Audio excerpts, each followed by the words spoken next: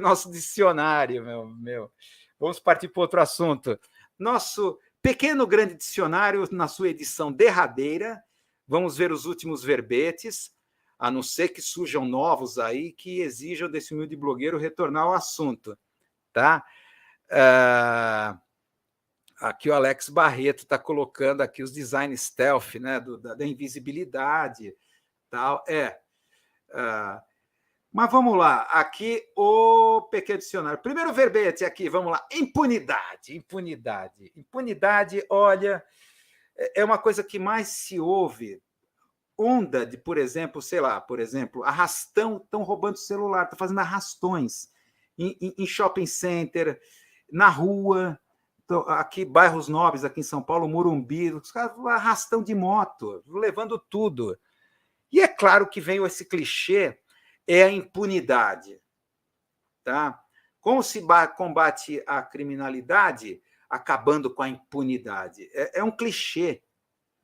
Mas espera aí, a população carcerária do Brasil é a terceira do planeta. O Brasil está entre os países que mais se prende no mundo. Tanto se prende que surgiu uma organização criminosa chamada PCC, atua dentro e fora do presídio.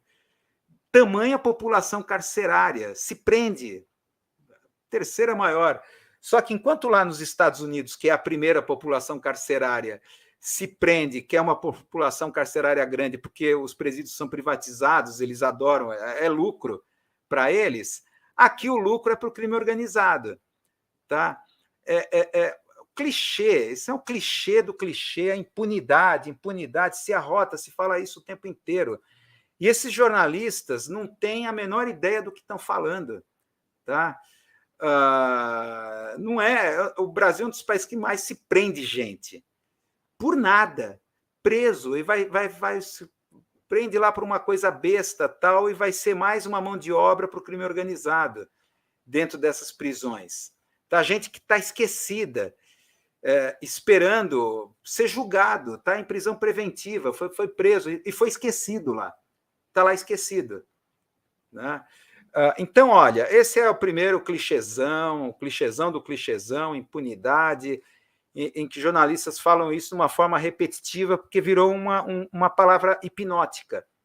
É impunidade, as leis têm que ser mais duras.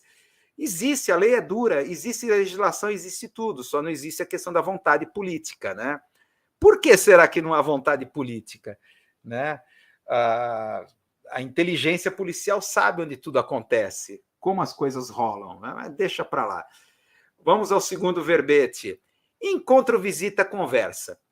Olha, isso aqui é o que mais bomba nessa normalização da nossa situação anômala.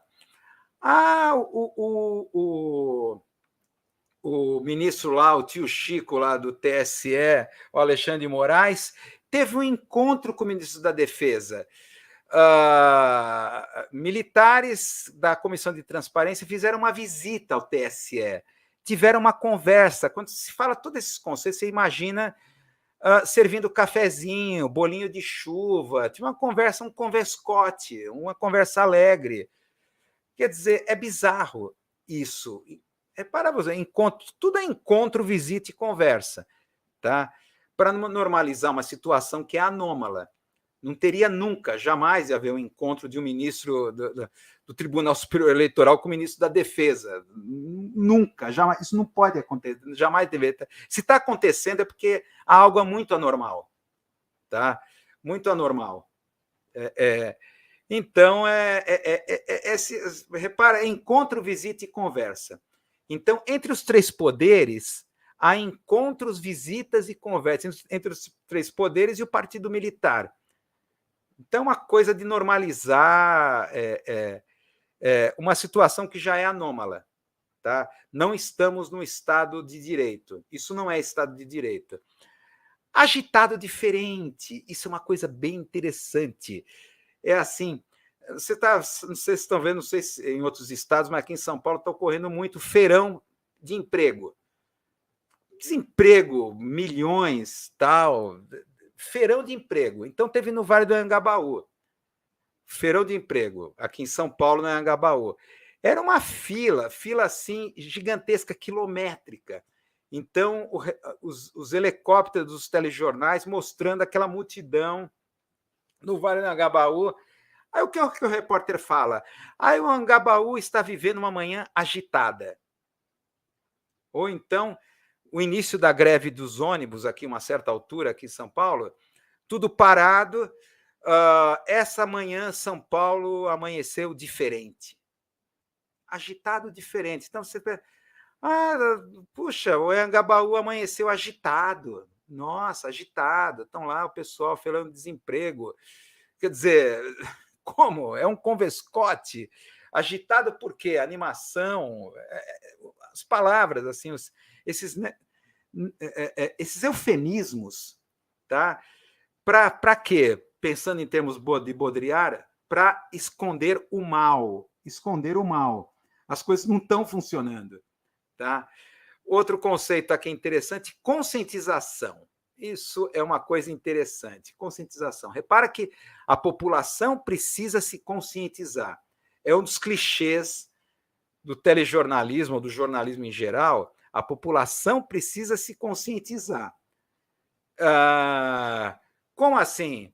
Então, por exemplo, o pessoal joga lixo na rua, tal. Não, as pessoas têm que ser conscientizadas. Ou então, as pessoas não querem se vacinar, as pessoas não se vacinam, precisam ser conscientizadas. No final, isso daqui, esse clichêzão, as coisas não é só conscientização, tá? Toda campanha, nenhuma da campanha de conscientização funciona. Na verdade, esses conceitos, assim como campanha de proibição do cigarro, de falar dos males do cigarro, essas campanhas não funcionam. Quer dizer, na verdade, isso funciona para que a grande mídia tenha o seu valor de uso. Tá? No final, o que a população precisa é de quê? Informação. Ela precisa da gente. Aí a gente vai informar e as pessoas vão se conscientizar. Então, acidentes de carro na estrada, as pessoas guiam que nem um louco, elas têm que ser conscientizadas. Então, essa perspectiva pedagógica, educacional da informação, que não existe isso. Eu poderia elencar aqui diversos motivos, tal, principalmente a questão das próprias mídias. As mídias elas não foram feitas para educar, elas não são mídias pedagógicas, tá? Televisão, rádio, por N motivos em teoria da comunicação, é uma ilusão que é criada. Então, telecurso segundo grau, vamos educar pela televisão. Isso não é que existe. A não ser, a mídia ela é contra isso, a não ser uma pessoa que, a exceção da exceção, eu vou ficar atento, vou me prender. Na verdade, as mídias elas provocam dispersão, tá? Há pesquisa sobre isso, tal, são chamadas mídias frias, no sentido do McLuhan, criam muita dispersão, na verdade tem uma outra função, as mídias, mas nunca de conscientização. Então, na verdade, esse outro clichê, as pessoas precisam se conscientizar, campanhas educativas, tal, é para que, no final, os meios de comunicação tenham seu valor de uso. Olha, vocês precisam da gente. Na verdade, o que as grandes mídias fazem a maior parte do tempo é desinformar e não informar. Tá? Pegar pesado, robusto, isso é interessante, acho que é o nosso último verbete aqui. Pegar pesado, robusto. Isso é interessante, que é o seguinte, é um conceito, pegar pesado. Então, olha, eu já ouvi vários telejornais assim, é preciso pegar pesado contra a inflação, é preciso pegar... isso aí foi um programa robusto, tal. Esses conceitos, pegar pesado e robusto, vem de quando se treina forte em crossfit, triatlo, é uma linguagem, isso daí, vamos dizer assim, crossfit, triatlo, esse pessoal, vamos dizer assim, esses mérito empreendedores, CEOs, é bem uma coisa corporativa, essa coisa de coaching. Acordar às 5 horas da manhã antes do trabalho, antes de ir para a sua startup, antes de ir para a Faria Lima, e treinar num crossfit, pegar pesado, ficar aqueles pneus de trator gigantesco, ficar levando de um lado para o outro. Me dá até preguiça pensar. E fazer o triatlo. 5 horas da manhã, o cara está lá na cidade universitária treinando 200 quilômetros lá de bicicleta tal. Para mim, isso não é mais esporte, é sobrevivencialismo. Então, essa coisa, é claro que é da religião do mérito empreendedorismo. Como é uma religião, vamos dizer assim como as religiões elas professam a questão das penitências, a questão da penitência, do sofrimento, da dor, para se alcançar Deus. Então, esses CEOs, assim, conheço uma pá de gente, assim, de CEOs, dirigentes, tal, que por essas filosofias de coaching, você vai estar focado no esporte, isso ajuda você a focar no seu trabalho. Então, é uma coisa de que a disciplina e o esforço em um crossfit ou como triatleta vai se reverter no seu trabalho, que vai ser tão disciplinado quanto. Aí você vai pegar pesado. Tá? Isso é um discurso de coaching, mérito, empreendedorismo, essa coisa dos CEOs, que reverbera nos telejornais. Tá? Aliás, é uma coisa que foi meu professor e orientador, o Ciro Marcondes Filho, falava que os jornalistas eles sempre tiveram inveja das suas fontes. Então, uma coisa que jamais o jornalista deveria ter. Primeira coisa, o jornalista não deveria ter amigos. O jornalista não deveria ter amigos. Não, pelo menos, dos que estão do outro lado do balcão. Porque é investigador na sua acepção, claro que não esse jornalismo, o pessoal que trabalha sentado, né, que você tem hoje. Em que todo mundo fala, meu amigo, tal. Você não é amigo da fonte, você não é amigo de ninguém. Só que o problema é que os jornalistas têm inveja da fonte. Por quê? Porque as fontes ganham mais do que eles. Tá? Então, os jornalistas começam a emular essa linguagem corporativa para dentro dos telejornais, para dentro do jornalismo. E cada vez mais as redações de jornais ficam assim, visualmente, fisicamente parecida com aquelas baias assim de escritório dessas corporações. Tá? Então, tem uma coisa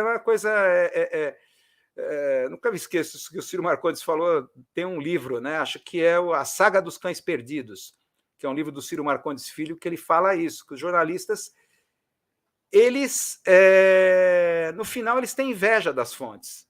Gostaria de ser como a fonte, eu queria ter aquele terno e gravata legal, frequentar aqueles lugares que eles frequentam, eu queria ser como eles. Tá? Então, eu sou amigo deles. Aí começa os colunistas e o agrojornalismo. Tá? Aí é que